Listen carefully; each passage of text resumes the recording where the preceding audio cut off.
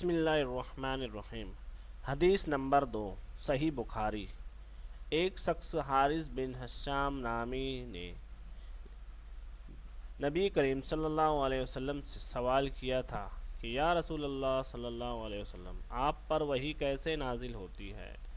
آپ صلی اللہ علیہ وسلم نے فرمایا کہ وحی نازل ہوتے وقت کبھی مجھ کو گھنٹی کی سی آواز محسوس ہوتی ہے اور وحی کی یہ کیفیت مجھ پر بہت شاق گزرتی ہے، جبکہ جب یہ کیفیت ختم ہوتی ہے تو میرے دل و دماغ پر اس فرشتے کے ذریعے نازل شدہ وحی محفوظ ہو جاتی ہے، اور کسی وقت ایسا ہوتا ہے کہ فرشتہ بشکل انسان میرے پاس آتا ہے اور مجھ سے کلام کرتا ہے، پس میں اس کا کہا ہوا یاد رکھ لیتا ہوں۔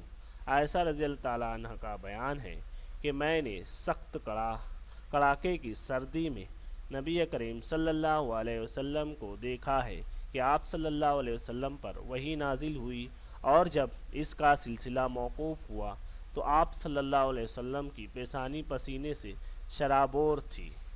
یہ ہے حدیث نمبر 2، صحیح بخاری۔